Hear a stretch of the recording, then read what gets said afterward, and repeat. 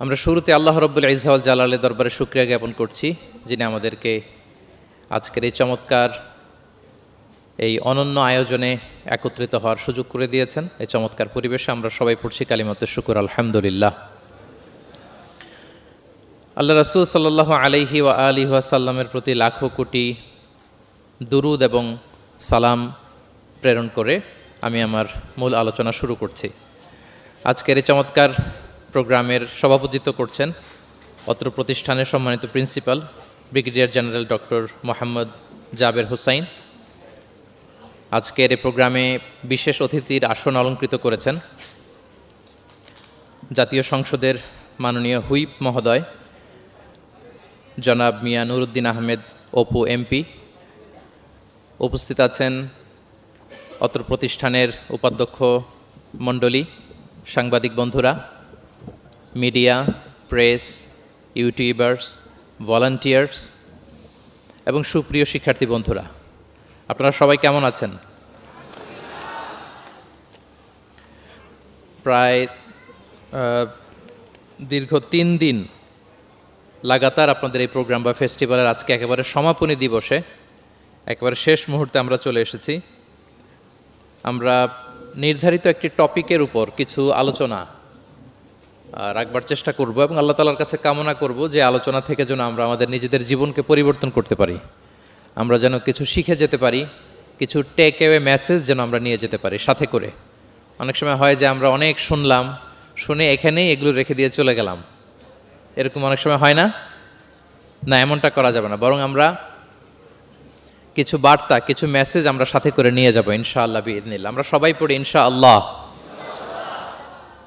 আমাকে সুনির্ধারিত একটা টপিকে কিছু আলোকপাত করতে বলা হয়েছে। টপিকটা হচ্ছে দ্য এক্সাম্পলারি প্রফিটিক বিহেভিয়ার,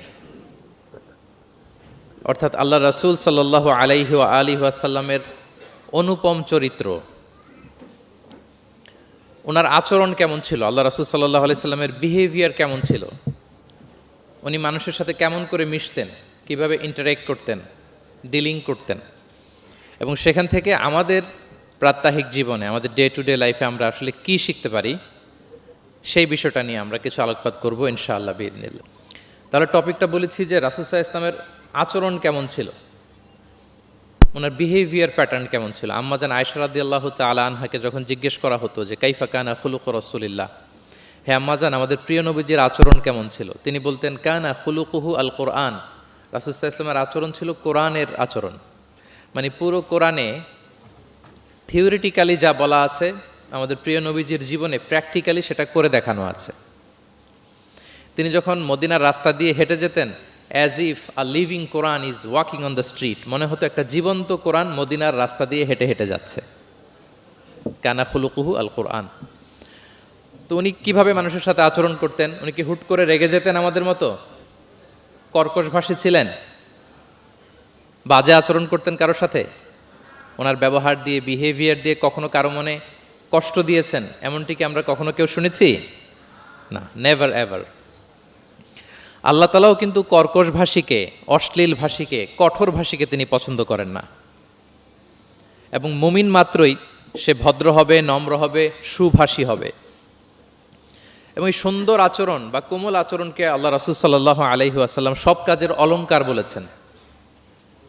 যেই ব্যক্তি থেকে কোমলতাকে সরিয়ে নেওয়া হয়েছে তার থেকে সব ধরনের খায়েরকে সরিয়ে নেওয়া হয়েছে। যার মধ্যে কোমলতা নেই, মানে সুন্দর আচরণ নেই, তার মধ্যে কোনো খায়ের নেই, তার মধ্যে কোনো কল্যাণ নেই। আমরা যদি আল্লাহ রাসূল সাল্লাল্লাহু আলাইহি ওয়া আলিহি ওয়াসাল্লামের পুরো বায়োগ্রাফিটা একটু স্ক্যান করি, সংক্ষেপে দেখার চেষ্টা করি, তাহলে দেখব যে তিনি বড় ছোট, নারী পুরুষ, শত্রু বন্ধু নির্বিশেষে সবার সাথে খুব অমায়িক আচরণ করতেন, চমৎকার আচরণ করতেন। এবং রাসূল সাল্লাল্লাহু আলাইহি ওয়াসাল্লামের এই চমৎকার আচরণে মুগ্ধ হয়ে অনেক ঘোরতর শত্রু তার বন্ধুতে পরিণত হয়েছিল। সুবহানাল্লাহ বিহামদি। এবং এত ভালো আচরণের অধিকারী ব্যক্তিত্ব হয়েও তিনি আল্লাহর কাছে দোয়া করতেন যে আল্লাহ, আপনি আমার দেহটাকে, আমার দেহ সৌষ্ঠব, আমার দৈহিক অবয়ব যেরকম সুন্দর করেছেন, আমার চরিত্রটাকে, আমার আচরণটাকেও আল্লাহ আপনি সুন্দর করে দিন। এত সুন্দর আচরণের অধিকারী হওয়ার পরেও তিনি বলতেন আল্লাহুম্মা হাসসানতা খালকি ফাহাসসিন খুলুকি, মানে হে আল্লাহ, আপনি আমাকে দেখতে যেরকম সুন্দর বানিয়েছেন, আল্লাহ রাসূল সাল্লাল্লাহু আলাইহি ওয়াসাল্লামের চেয়েও দেখতে সুন্দর কোনো মহাপুরুষ কি পৃথিবীতে এসেছিল? এত সুন্দর মানুষ হওয়া সত্ত্বেও তিনি আল্লাহর কাছে দোয়া করতেন, আল্লাহ আমি দেখতে যেমন সুন্দর আমার আচরণটাও যেন তেমন সুন্দর হয়। আপনারা আয়নার সামনে দাঁড়ালে এই দোয়াটা পড়েন? আয়নার সামনে দাঁড়িয়ে এই দোয়াটা পড়তে হয় যে আল্লাহুম্মা হাসসানতা খালকি ফাহাসসিন খুলুকি, আল্লাহ আমাকে দেখতে যেরকম সুন্দর বানিয়েছেন আমার আচরণটাও আপনি সুন্দর করে দিন। এবং আল্লাহ রাসূল সাল্লাল্লাহু আলাইহি সাল্লাম তিনি ইরশাদ করেছেন, দুটি জিনিস মানুষকে সবচাইতে বেশি আল্লাহর জান্নাতে প্রবেশ করাবে। একটি হচ্ছে তাকওয়াল্লাহ, আল্লাহর ভয়, আর একটি হচ্ছে হুসনুল খুলুক, সুন্দর আচরণ। রিপিট, আমি আবারও বলছি, দুটি জিনিস মানুষকে সবচাইতে বেশি আল্লাহর জান্নাতে প্রবেশ করায়। একটি হচ্ছে আল্লাহর ভয়, তাকওয়াল্লাহ, আরেকটি হচ্ছে সুন্দর আচরণ, হুসনুল খুলুক। এখানে বলা হয়নি যে নামাজ মানুষকে বেশি জান্নাতে প্রবেশ করাবে, রোজা প্রবেশ করাবে, জাকাত করাবে, হজ করাবে, এমন কিছু বলা হয়েছে না, বরং সুন্দর আচরণ মানুষকে বেশি জান্নাতে প্রবেশ করায়। আমরা অনেক সময় ইসলামের এই এসেন্সটা ধরতে পারি না। দেখবেন যে খুব নামাজি কিন্তু খিটখিটে মেজাজের লোক, খুব নামাজি স্ত্রীর সাথে খারাপ আচরণ করে, খুব আল্লাহওয়ালা প্রতিবেশীর সাথে ঝগড়া ঝাঁটি, খুব নামাজি মানুষ কলিগের সাথে সম্পর্ক ভালো নাই, এরকম লোক আমাদের সমাজে আছে না নাই বলেন? তার মানে ইসলামের যে ট্রু এসেন্স এটা ধরতে পারে নাই। আশেপাশের নেইবরের সাথে, কলিগের সাথে, বন্ধুদের সাথে, সহপাঠীদের সাথে যে ভালো আচরণ করতে হয়, গুড বিহেভিয়ার করতে হয়, এবং এটাই যে আমাকে সবচেয়ে বেশি জান্নাতে প্রবেশ করানোর মাধ্যম হতে পারে, এটা আমরা ভুলে যাই। প্রিয় বন্ধুরা, আমরা যেন এই ব্যাপারটাকে ছোট মনে না করি। সবচেয়ে বেশি জান্নাতে মানুষকে প্রবেশ করায় তাকওয়াল্লাহ, হুসনুল খুলুক, আল্লাহর ভয়, আরেকটা কি? সুন্দর আচরণ। অনেক ছোট ছোট বন্ধুদেরকে আমি দেখতে পাচ্ছি অডিয়েন্সের মধ্যে, আমরা আমাদের সহপাঠীদের সাথে, বন্ধুদের সাথে ভালো আচরণ করব তো আজকে থেকে? হ্যাঁ, সাউন্ড খুব অল্প হয়েছে, আমি শুনি নাই, আরো জোরে করবো কি না? ইনশাআল্লাহ আমরা ভালো আচরণ করব, এবং আমার সহপাঠীদের সাথে, বন্ধুদের সাথে ভালো আচরণ, এটাই আমাকে জান্নাতে প্রবেশ করাবে ইনশাআল্লাহ বলি সবাই। একটা চমৎকার হাদিস দিয়ে আমার মূল আলোচনা শুরু করি। আল্লাহ রাসূল সাল্লাল্লাহু আলাইহি ওয়া আলিহি ওয়াসাল্লাম তিনি বলেন, আনা যাঈমুন বিবাইতিন ফি রাবাদিল জান্নাতি লিমান তারাকাল মিরাআ ওয়া ইন কানা মুহিক্কান। প্রিয় নবীজি বলেন যে আমি ওই ব্যক্তিকে জান্নাতের আঙ্গিনায় একটা ঘরের সুসংবাদ দেই যে তর্ক করার সময় নিজের সঠিক, সে হকের উপর আছে, এটা জেনেও সে তর্ক করে না। তর্ককে, আর্গুমেন্টকে, ডিবেটকে স্যাক্রিফাইস করে যে না আমি ঝগড়ায় যাব না, যদিও সেই সঠিক। এরকম স্যাক্রিফাইস যে করে জান্নাতের আঙ্গিনায়, তাকে আমি একটা ঘরের সুসংবাদ দেই। এরপর প্রিয় নবীজি বলছেন, অবি বাইতিন ফি ওয়াসাতিল জান্নাতি লিমান তারাকাল কাযিবা ওয়া ইন কানা মাজিহান। আর আমি ওই ব্যক্তিকে জান্নাতের মাঝামাঝি স্তরে একটা ঘরের সুসংবাদ দিচ্ছি, যে ব্যক্তি কৌতুক করেও মিথ্যা বলে না। He was kidding, he was joking, but he never tells a lie. মজা করতেছে, জোক করতেছে, কিন্তু জোকের মধ্যেও সে কি করে না? মিথ্যা বলে না। তাকে জান্নাতের মাঝামাঝি স্তরে আমি একটা ঘরের গ্যারান্টি দিচ্ছি। এরপর আল্লাহ রাসূল সাল্লাল্লাহু আলাইহি ওয়াসাল্লাম বলতেছেন, ওবি বাইতিন ফি আ'লাল জান্নাতি লিমান হাসানা খুলুকা।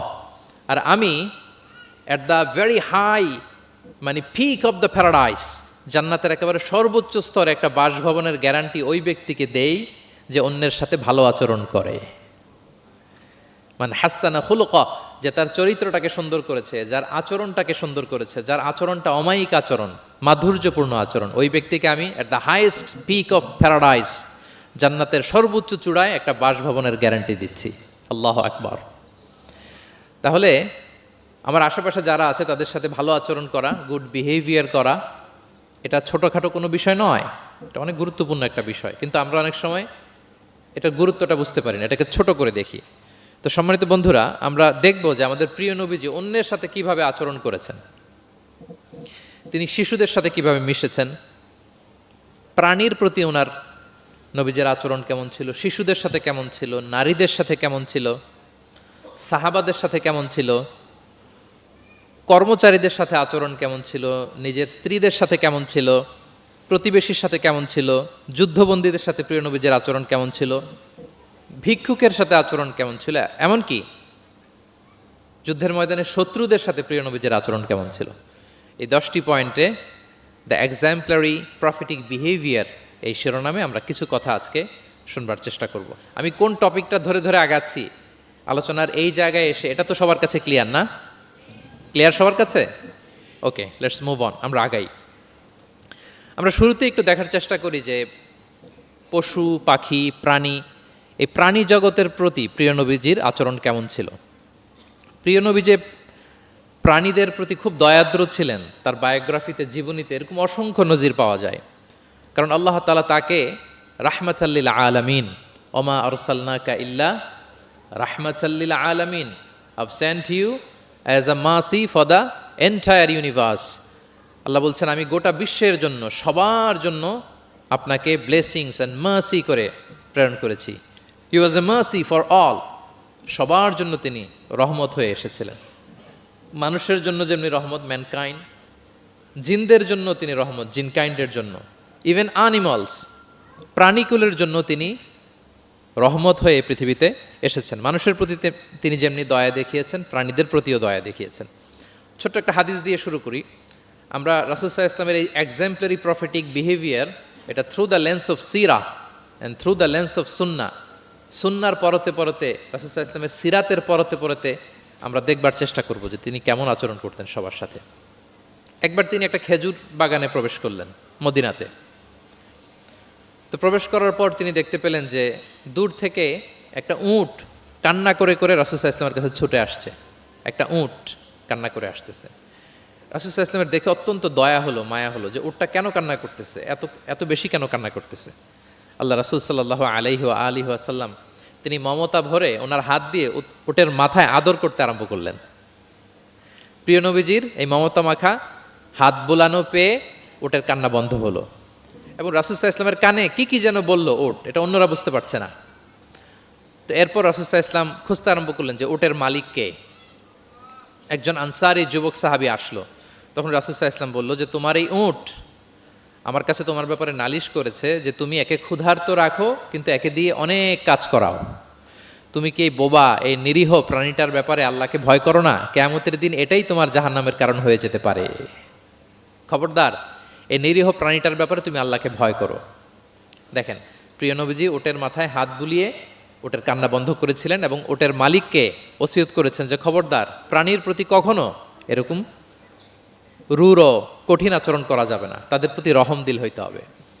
এভাবে আপনি সিরাতের পরতে পরতে অনেক ঘটনা পাবেন। আজকের এই সংক্ষিপ্ত পরিসরে এত রেফারেন্স হয়তো আমার উল্লেখ করা সম্ভব হবে না, এবং অ্যারাবিক টেক্সটগুলো বলে বলে অর্থ করে শোনানো অনেক সময় লেগে যাবে। আমি শুধু মূল কথাগুলো, বুলেট পয়েন্টসগুলো আপনাদের সাথে শেয়ার করবার চেষ্টা করবো ইনশাআল্লাহ বিইذনিল্লাহ। এই যে প্রাণীর প্রতি দয়া, ইসলামের একটা মূলনীতি হচ্ছে মুমিনের জীবনের প্রতিটি কাজে ইহসানের পরশ থাকতে হবে। আল্লাহ তাআলা আমাদের সব কাজে ইহসানকে আবশ্যক করেছেন। আল্লাহ রাসূল সাল্লাল্লাহু আলাইহি সাল্লাম বলেছেন যে ফাইদা কতালতুম ফাআহসিনুল কিতলা, কাউকে হত্যা করতে হলেও ইহসানের সাথে হত্যা করতে হবে। ধরুন যে অপরাধের কারণে আদালত কর্তৃক সাব্যস্ত হলো যে একজন মৃত্যুদণ্ড প্রাপ্ত আসামি, তো তাই বলে কি আপনি যা ইচ্ছা তার সাথে করতে পারবেন? তার নাক কেটে ফেলা, কান কেটে ফেলা, তার অঙ্গহানি করা, এলোপাথারি ছুরিকাঘাত করা করতে পারবেন না। ইদা কতালতুম ফাআহসিনুল কিতলা, এটাও ইহসানের সাথে করতে হবে। দেখেন, হত্যার মতো একটা কাজ ইহসানের সাথে করতে হবে। ওয়া ইদা যাবাহতুম ফাআহসিনুয যাবহা, প্রিয় নবীজি বলেন তোমরা যখন জবেই করবে, কুরবানি করবে, এখানেও ইহসানের সাথে করবে। আল্লাহু আকবার। করতেছি জবাই, করতেছি কি বলেন সবাই আমার সাথে, করতেছি কি জবাই। তার মানে প্রাণীটাকে তো মেরেই ফেলতেছি, কিন্তু প্রিয় নবীজি বলেন এই জবাই করার ক্ষেত্রেও ইহসান করতে হবে। এত সুন্দরভাবে দ্রুত তার গলায় ছুরি লাগাতে হবে যাতে কয়েক সেকেন্ডের মধ্যেই জবাহের কাজটা হয়ে যায়। আপনি ইচ্ছে মতো এলোপাথারি তাকে ছুরি দিয়ে কষ্ট দিতে পারবেন না। মুমিনের প্রতিটি কাজে যেন ইহসানের পরশ থাকে। একবার আল্লাহ রাসূল সাল্লাল্লাহু আলাইহি সাল্লাম এক সাহাবীর পাশ দিয়ে যাচ্ছেন। ওই সাহাবী একটা ভেড়াকে জবাই করার জন্য মাটিতে শুইয়ে পা দিয়ে চেপে ধরে এরপর ছুরি ধার করতেছে। ছাগলটাকে মাটিতে শুইয়ে পা দিয়ে চেপে ধরে এরপরে কি করতেছে? ছুরি ধার করতেছে। আর প্রাণীটা এই ছুরি ধার করার দৃশ্যটা দেখতেছে। আল্লাহ রাসূল সাল্লাল্লাহু আলাইহি ওয়াসাল্লাম তাকে ধমক দিলেন, শাসালেন বললেন তুমি তো এটাকে 2 বার জবাই করে ফেললে, একটু পরে তো জবাই করবেই, এখনই তো জবাই করে ফেলতেছো, তুমি কি আগে ধার দিয়ে নিতে পারলা না? জবাইয়ের আগে তুমি কি ছুরিটাকে ধারালো করে নিতে পারলা না, শার্পেন করে নিতে পারলা না? এভাবে আল্লাহ রাসূল সাল্লাল্লাহু আলাইহি ওয়াসাল্লাম সব সময় প্রাণীদের প্রতি তিনি দয়া দেখিয়েছেন। এবং তিনি বনি ইসরায়েলের একটা ঘটনা বলতে যেয়ে তিনি বলেছেন যে একজন প্রস্টিটিউট লেডি, ব্যভিচারী নারী, যার জন্য জাহান্নাম বরাদ্দ ছিল, কিন্তু একটা তৃষ্ণার্ত কুকুরকে পানি খাওয়ানোর কারণে আল্লাহ তাআলা ওই পাপাচারী নারীকে জান্নাত দান করেছেন। সুবহানাল্লাহি বিহামদি। তার জন্য জাহান্নাম ছিল অবধারিত, কিন্তু একটা তৃষ্ণার্ত কুকুরকে পানি পান করার কারণে তাকে জান্নাত দিয়েছে কে? আল্লাহ সুবহানাহু ওয়া তাআলা। তাও কেমন একটা প্রাণীকে? কুকুরকে। আমরা গুরুত্বই দেই না। সামান্য একটা কুকুরকে দয়া দেখানোর কারণে আল্লাহ তাআলা এই জাহান্নামী নারীকে জান্নাত দান করেছেন। আমরা যদি খেয়াল করি যে আমরা আমাদের সমাজে কুকুর বিড়াল দেখলে কি করি বলেন তো? রাস্তাঘাটে কি করি? দেখি অডিয়েন্সের কাছ থেকে আমি একটু শুনি, কি করি আমরা?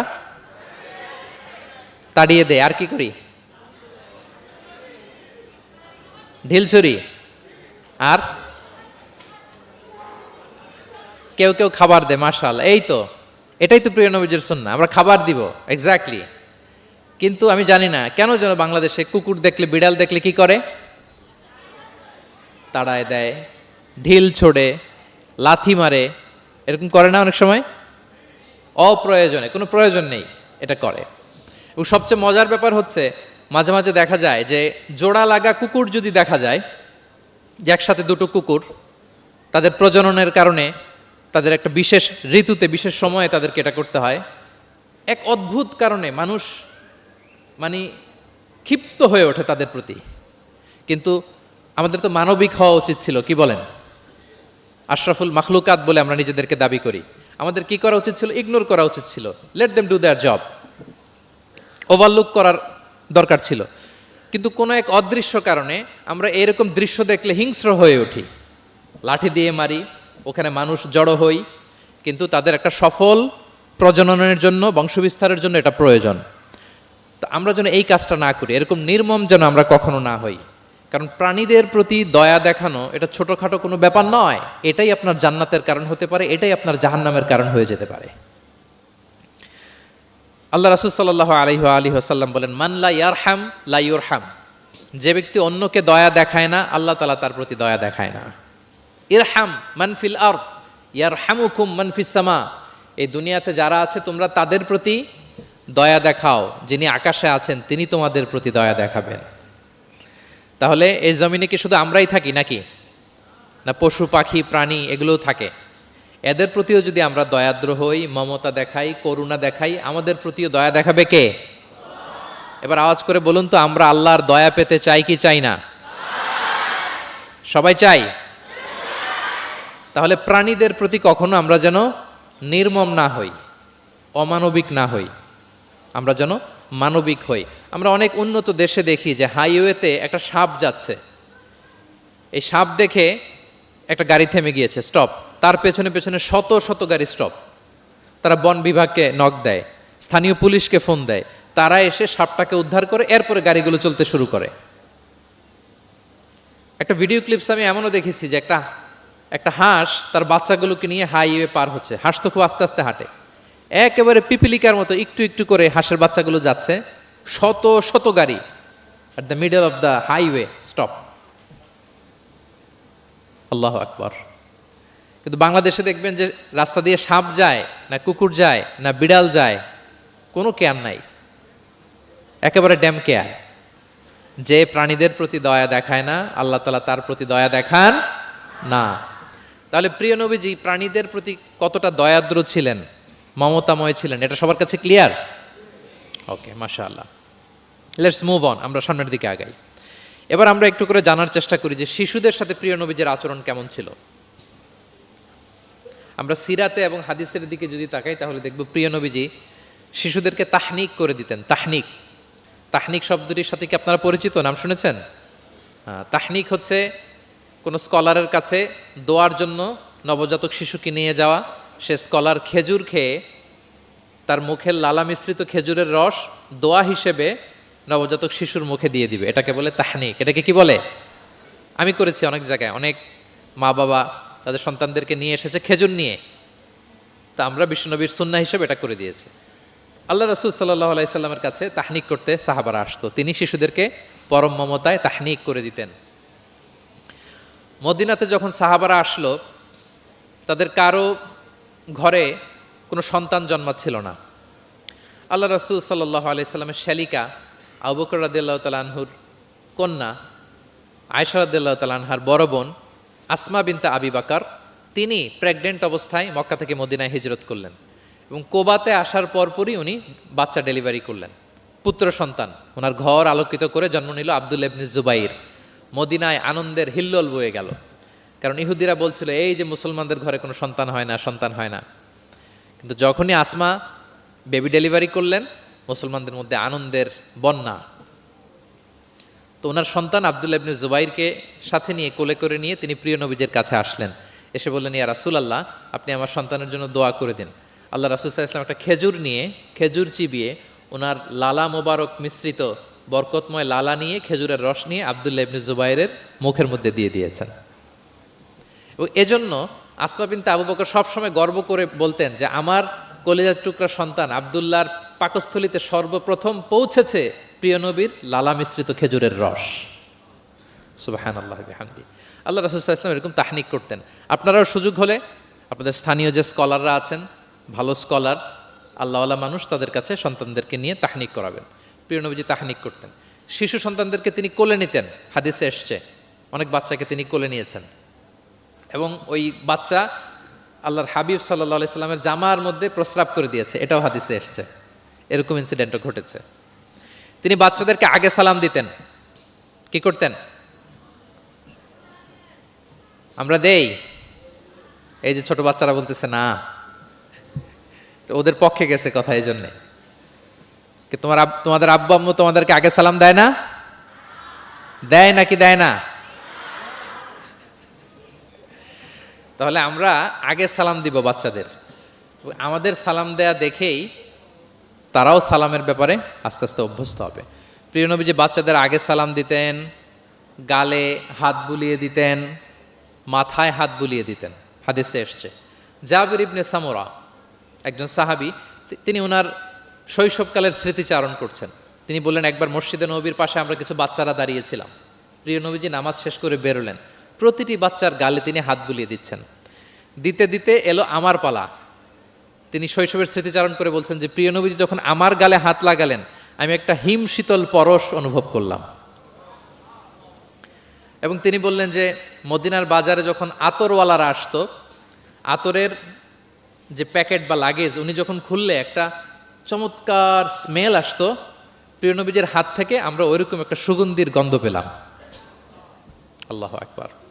তাহলে বাচ্চাদের দেখলে তিনি মাথায় এবং গালে হাত বুলিয়ে দিতেন।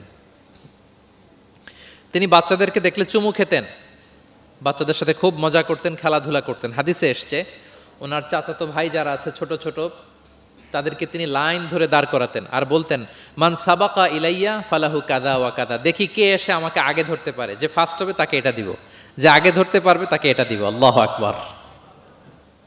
এবং তারাও আনন্দে উৎফুল্ল হয়ে দৌড়াতে দৌড়াতে কেউ প্রিয় নবীজির বুকের উপরে এসে ঝাপটে পড়তো, কেউ কাঁধে উঠতো, কেউ পিঠে উঠতো, এভাবে দৌড়ে বিষ্ণু ইসা ইসলামের কাছে তারা আসতেন। এবং মাঝে মাঝে তিনি শিশুদের মধ্যে কোনো ভুলভাল কিছু দেখলে শুধরে দিতেন। ওমর ইবনে আবি সালামা রাদিয়াল্লাহু তাআলা আনহু তিনি বলছেন, আমি যখন ছোট ছিলাম একবার প্রিয় নবীজির কোলে বসা ছিলাম, আমাদের সামনে খাবার দেয়া হলো, তো আমি খাবারের এখান থেকে নেই, ওখান থেকে নেই, এদিক সেদিক থেকে। আল্লাহ রাসূল সাল্লাল্লাহু আলাইহি ওয়াসাল্লাম আমাকে বললেন, ইয়া গোলাম, হে বৎস, সাম্মিল্লাহ, তুমি বিসমিল্লাহ বলো। তাহলে খাওয়ার শুরুতে আমরা কি বলবো? ওয়া কুল বিয়ামিনিক, এবং ডান হাতে খাও। কোন হাতে? কোন হাতে? ডান হাতে। আচ্ছা। ওয়াকুল বিয়ামিনিক ওয়াকুল মিম্মা ইয়ালিক, আর তোমার সামনে যেটা আছে ওখান থেকে খাও। ডানে বায়ে সামনে পিছনে এদিক থেকে ছোটাছুটি করে টানাটানি করো না। তিনি বলেন যে বিশ্বনবী যখন আমাকে এই গাইডলাইন দিলেন, তারপর থেকে আজীবন আমি এই সিস্টেমেই খেয়েছি, আজীবন এই সিস্টেমেই খেয়েছি। তাহলে এটিকেটস অফ হ্যাভিং ফুড, খাবারের যে এটিকেটস রাসূল সাল্লাল্লাহু আলাইহি ওয়াসাল্লাম বাচ্চাকে শিখিয়ে দিলেন। আরেক হাদিসে এসছে সাদাকার খেজুর স্তূপ করা ছিল মদিনায়, জাকাতের খেজুর। হঠাৎ ওনার নাতি, আল্লাহ রাসূল সাল্লাল্লাহু আলাইহি ওয়াসাল্লামের নাতি হাসান রাদিয়াল্লাহু তাআলা আনহু জাকাতের খেজুর একটা নিয়ে খাওয়া শুরু করলেন। ছোট মানুষ, কোনটা জাকাতের খেজুর আর কোনটা খাওয়া যাবে এটা তো উনি বুঝতেন না। ছোট্ট মানুষ জাকাতের খেজুর খাওয়া শুরু করলেন। দূর থেকে প্রিয় নবীজি দেখে দৌড়ে গেলেন, দৌড়ে মুখ থেকে টেনে খেজুরটা বের করলেন। হাদিসে এসেছে প্রিয় নবীজি বলতে আরম্ভ করলেন, ইরমি বিহা কিখ কিখ। এটা একটা অ্যারাবিক এক্সপ্রেশন। কিখ কিখ মানে আমরা বাংলায় যেটা বলি ওয়াক, থু থু, থু মেরে ফেলে দাও। হাসান রাদিয়াল্লাহু তাআলা আনহু তিনি বললেন যে না না ভাই, থু মেরে ফেলে দাও। আল্লাহ তাআলা, তুমি কি জানো না আন্না লা নাআকুলু সাদাকা, আমরা হাশিমি খানদান, আমরা কখনো সাদাকার কিছু খেতে পারবো না। আল্লাহু আকবার। তাহলে দ্য কনসেপ্ট অফ হালাল অ্যান্ড হারাম ছোটবেলা থেকে তিনি শিখাই দিলেন নাতিকে। এভাবে শিশুদেরকে আদর করতেন, ভালোবাসা দিতেন, মায়া মমতায় জড়িয়ে রাখতেন এবং ভুল করলে পরম মমতায় শুধরে দিতেন। তাহলে শিশুদের সাথে প্রিয় নবীজির কেমন আচরণ আমরা বুঝতে পারছি। তিনি শিশুদের প্রতি কতটা কনসিডারেট ছিলেন, কতটা তিনি কনসিডারেট ছিলেন আমরা একটা ছোট্ট হাদিস থেকে শুনি। একবার তিনি কোনো এক নামাজে দীর্ঘ লম্বা সিজদা করে দিলেন, দীর্ঘ লম্বা, এত লম্বা সিজদা কখনো তিনি করেন না।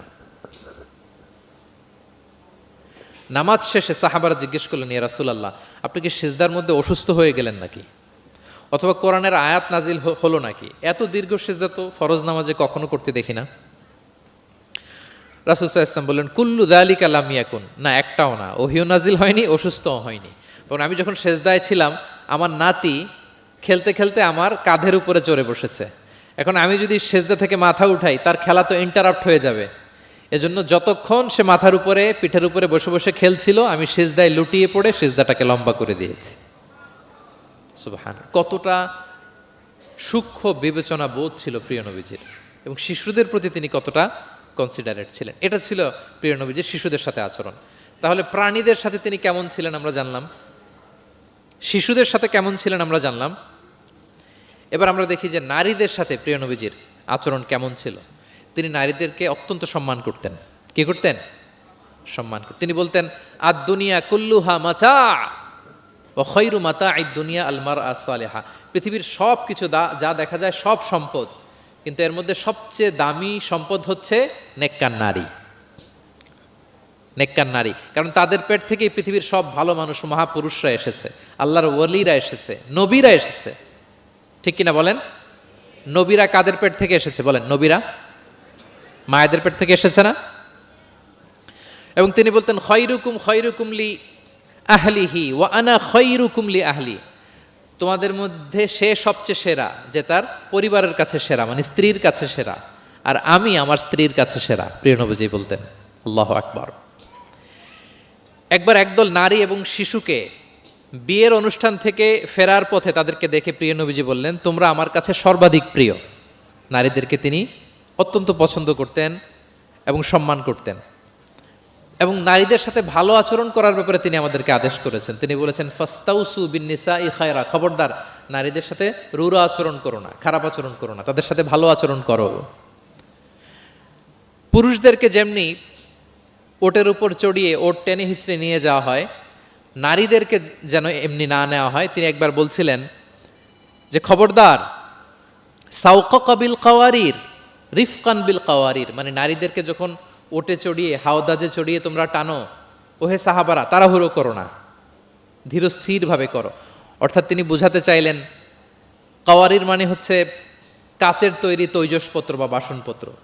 আমাদের ঘরে যে কাচের প্লেট, চামচ, গ্লাস আছে, এগুলো যদি সাবান দিয়ে আমাদের ধুইতে হয়, ক্লিন করতে হয়, আমরা কি করি? খুব সাবধানে এটাকে ধরি, রাখি, ক্লিন করি, তাই না? এটাকে খুব সফটলি ডিল করতে হয়। রাসূল সাল্লাল্লাহু আলাইহি ওয়াসাল্লাম সেটাই বললেন, নারীদেরকে কাচের সাথে তুলনা করে বললেন তাদের সাথে এরকম কোমল আচরণ করতে হবে। এবং তিনি বলেছেন, দুনিয়ার প্রতিটি মায়ের পায়ের নিচে আছে তার সন্তানের বেহেশত। সুবহানাল্লাহ। এবং সন্তান জন্ম দিতে যে কোনো নারী যদি ইন্তেকাল করে, প্রিয় নবীজি বলেন ওই নারীকে আল্লাহ তাআলা কিয়ামতের দিন শহীদদের কাতারে দাঁড় করিয়ে দিবেন। আল্লাহ তাআলা যাকে একটি কন্যা দিয়েছেন তার জন্য একটি জান্নাত, দুইটি কন্যা দুইটি জান্নাত, যতগুলো কন্যা ততগুলো জাহান্নামের দরজা ব্লকেজ হয়ে যাবে। সুবহানাল্লাহ। এভাবে তিনি নারীদের সাথে আচরণ করেছেন। নারীরা মদিনার সমাজে প্রিয় নবীজির পেছনে সালাতে অংশগ্রহণ করত। প্রিয় নবীজির পেছনেই তারা সালাতে অংশগ্রহণ করত। এখনও আপনারা মদিনাতে বা মাক্কাতে গেলে দেখবেন যে পুরুষদের পাশাপাশি নারীরাও সেখানে সালাতে অংশগ্রহণ করে। প্রিয় নবীজিকে ডিরেক্টলি তারা প্রশ্ন করতেন, কিউএস সেশনে অংশগ্রহণ করতেন, কোয়েশ্চেনিং আনসারিং সেশন। নারীদের মধ্য থেকে দাঁড়িয়েও তারা প্রশ্ন শুরু করে দিতেন। রাসূল সাল্লাল্লাহু আলাইহি ওয়াসাল্লামের সাথে সফরে অংশগ্রহণ করতেন। এভাবে প্রিয় নবীজি নারীদেরকে একটা মর্যাদার আসনে রেখেছেন, তাদের সাথে এইভাবে তিনি ডিল করতেন। এবার আমরা একটু জানার চেষ্টা করি যে সাহাবাদের সাথে প্রিয় নবীজির আচরণ কেমন ছিল, মানে যারা ছিল প্রিয় নবীজির সাথী তাদের সাথে আচরণ কেমন ছিল। আমরা জানি যে সাহাবারা হচ্ছে প্রিয় নবীজির হাতে গড়া ছাত্র, হাতে গড়া টিম। নবীজির সুখে দুঃখে সবসময় তারা থাকতো এবং প্রিয় নবীজিকে আগলে রাখতো। প্রিয় নবীজির এক পেনি তারা কখনো মিস করতে চাইতো না। এমনকি কখনো কখনো কোনো সাহাবার ক্ষুধা লাগলে তারা প্রিয় নবীজির কাছে এসে বসে থাকতো। তারা বলতো যে প্রিয় নবীজির চেহারার দিকে তাকিয়ে থাকলে আমাদের ক্ষুধা মিটে যেত। আল্লাহু আকবার। নবীজির নুরানি চেহারার দিকে তাকিয়ে থাকলে কি হতো? পেটের ক্ষুধা চলে যেত। যে আয়াত দিয়ে আমি শুরু করেছিলাম, ফাবিমা রাহমাতিম মিনাল্লাহি লিনতা লাহুম ওয়ালাউ কুনতা ফাযযান গালিযাল কলবি লানফাদ্দু মিন হাওলিক। নবী হে, আল্লাহর রহমতে আপনি কোমল হৃদয়ের অধিকারী হয়েছেন, এজন্য সবাই আপনাকে ঘিরে থাকতে চায়, আপনার পাশে থাকতে চায়। আপনি যদি কর্কশ ভাষী হতেন, কঠোর আচরণের অধিকারী হতেন, তাহলে এখন যেমনি আপনার সাহাবারা আপনাকে ঘিরে রাখে, সব সময় আপনার পাশে থাকতে চায়, তারা এমনটি আপনাকে ঘিরে রাখতো না। এবং আল্লাহ রাসূল সাল্লাল্লাহু আলাইহি ওয়াসাল্লামের চেহারায় সবসময় একটা স্মাইলিং ফেস থাকতো, অলওয়েজ স্মাইল। তিনি বলতেন, তাবাসসুমুকা ফি ওয়াজহি আখিকা সাদাকা, your smile to your brother it's a charity. তুমি তোমার ভাইয়ের দিকে তাকিয়ে যে মুচকি হাসি দাও, এতেও আল্লাহ তাআলা তোমার আমল নামায় সাদাকা দেওয়ার সওয়াব দিয়ে দেয়। আপনারা মুচকি হাসেন তো?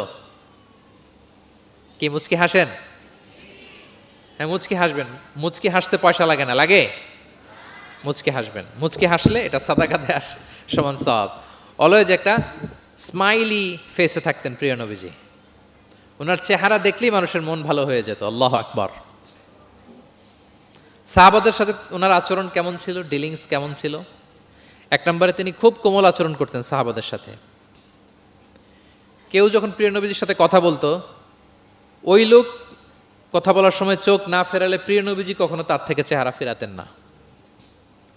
মুসাফা করার সময় যিনি প্রিয় নবীজির সাথে মুসাফা করেছেন, ওই লোক হাত টেনে না নিলে প্রিয় নবীজি কখনো হাত টেনে নিতেন না।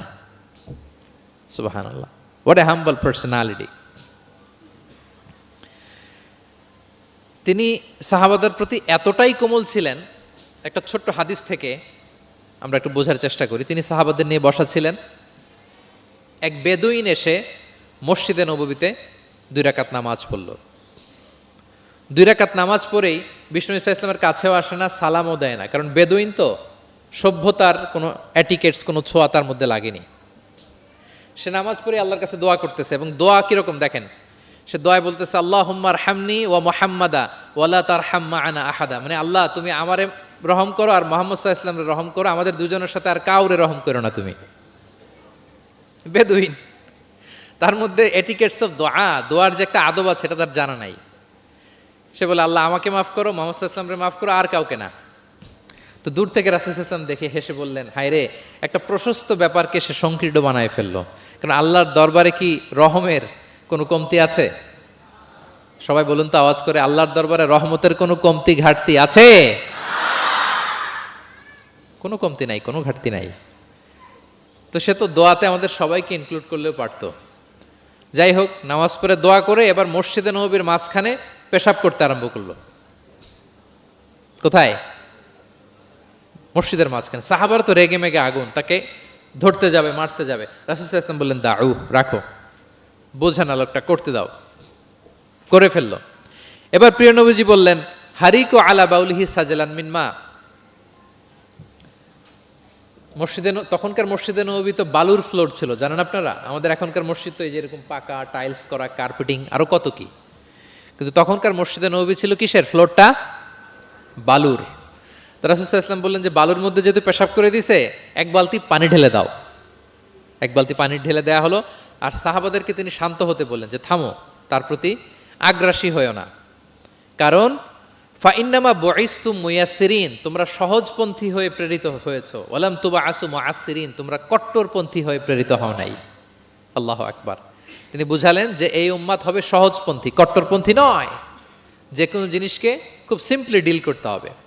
এবার তিনি ওই বেদুনকে ডেকে পাঠালেন, বললেন আচ্ছা তুমি যে মসজিদের ভেতরে তোমার উট ঢুকালে এবং মাঝখানে পেশাব করে দিলে, তুমি কি জানো এটা এই কমিউনিটির এবাদতগাহ, এই মদিনার সোসাইটির এটা একটা মসজিদ, আমরা এখানে নামাজ পড়ি, আল্লাহর জিকির করি, এখানে কোরআন তেলাওয়াত করি, এই জায়গায় বসে তোমার পেশাব করা কি ঠিক হলো? প্রিয় নবীজি যখন ভালোবেসে তাকে কাছে ডেকে বুঝালেন, সে মাথা নিচু করে এবার কাচুমাচু করতে আরম্ভ করলো। সে লজ্জিত হয়ে প্রিয় নবীজির কাছে ক্ষমা চাইল। সুবহানাল্লাহ বিহামদি।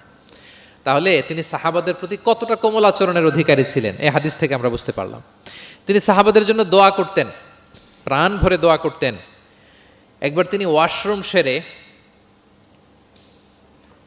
রাসূল সাল্লাল্লাহু আলাইহি ওয়াসাল্লাম তো সব সময় অজু অবস্থায় থাকতেন, শুধু ওয়াশরুম সেরে আবার অজু করা পর্যন্ত যে টাইমটা, এতটুকু ছাড়া। ওয়াশরুম সেরে আসলেন, এসেই দেখেন একটা পাত্রের মধ্যে কে যেন অজুর পানি রেখে দিছি, খুশি হয়ে গেলেন তিনি। তিনি বললেন যে আমার যে এখন অজুর পানি লাগবে, এটা কে বুঝলো, কে রাখলো? বলা হলো যে এটা আব্দুল্লাহ রেখেছে, ছোট্ট আব্দুল্লাহ, ওনার কাজিন আব্দুল্লাহ ইবনে আব্বাস, ওনার চাচাতো ভাই। উনি এত খুশি হলেন এই ছোট্ট আব্দুল্লাহর এই কাজে, যে আমার যে এখন অজুর পানি লাগবে এটাও কি করে বুঝলো।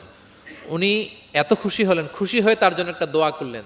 তিনি বললেন যে আল্লাহুম্মা ফাক্কিহু ফিদ্দীন ওয়া আল্লিমহু তা'ওয়িল, আল্লাহুম্মা আল্লিমহুল কিতাব, মানে আল্লাহ তুমি তাকে কোরআনের জ্ঞান শিক্ষা দিও, কোরআনের খুঁটিনাটি জ্ঞান তুমি আব্দুল্লাহকে শিক্ষা দিও।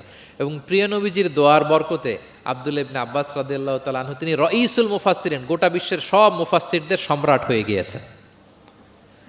পৃথিবীতে যত মুফাসসির আসবে তার মধ্যে হেড অফ মুফাসসির, চিফ সম্রাট হচ্ছেন আব্দুল্লাহ ইবনে আব্বাস রাদিয়াল্লাহু তাআলা। ওই প্রিয় নবীজির দোয়া। আমি গত সপ্তাহে ওনার মসজিদ ভিজিট করে এসেছি, তায়েফে। উনি শেষ জীবনে তায়েফে থাকতেন, ওখানে ইন্তেকাল করেছেন, ওখানেই ওনাকে কবরস্থ করা হয়েছে। বিশাল মসজিদ আছে, মসজিদ আব্দুল্লাহ ইবনে আব্বাস রাদিয়াল্লাহু তাআলা আনহু। এভাবে তিনি দোয়া করতেন।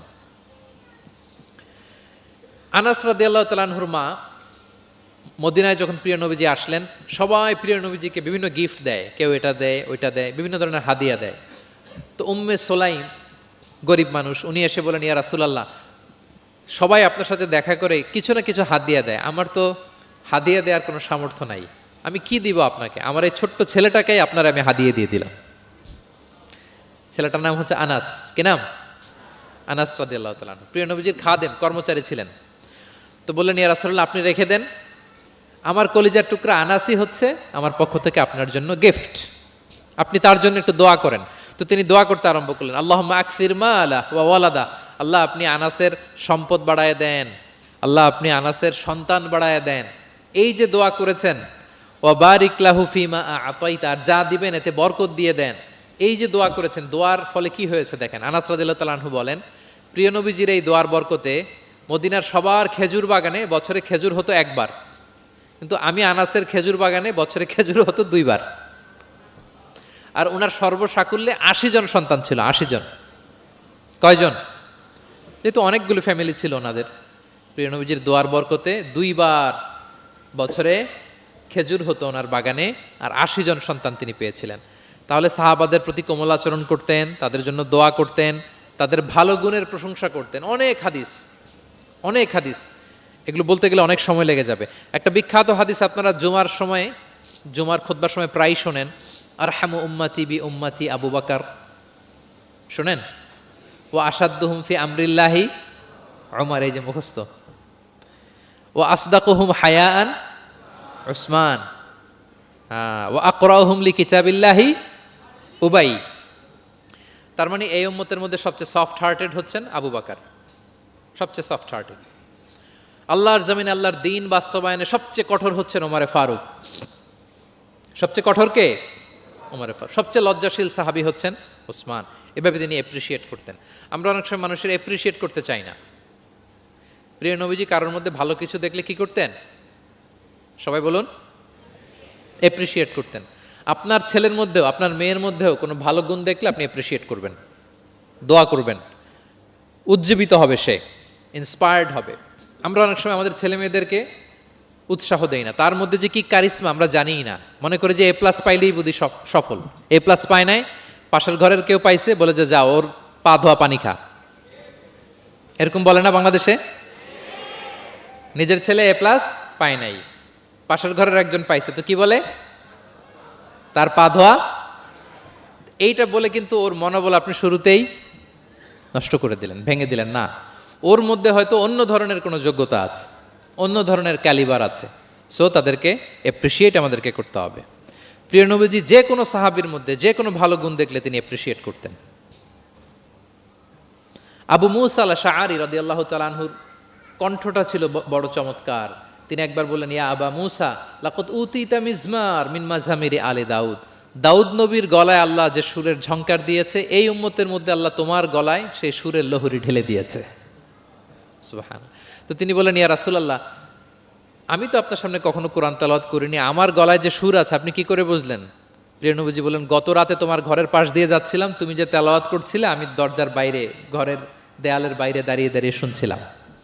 আবু মুসা বলে, ইয়া রাসূলুল্লাহ, আপনি শুনছিলেন, এটা যদি আমি টের পেতাম আমি ফজর পর্যন্ত শুধু তেলাওয়াত করতেই থাকতাম। সুবহানাল্লাহ পড়বেন না? তাহলে আমরা যেন এপ্রিসিয়েট করি।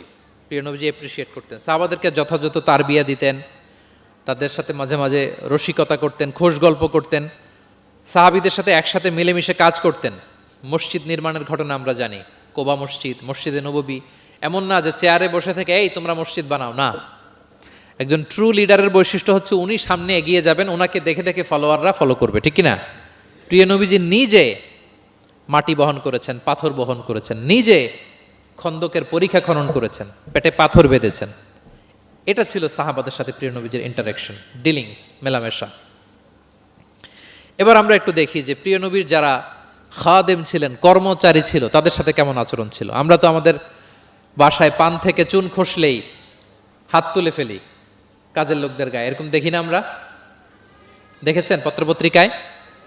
খুব বেশি মানুষের অধিকার নিয়ে কথা বলে, মানবাধিকার কর্মী, কিন্তু ঘরের গৃহকর্মী যারা আছে পিটিয়ে একেবারে পিঠ লাল করে ফেলছে, এরকম দেখি না আমরা?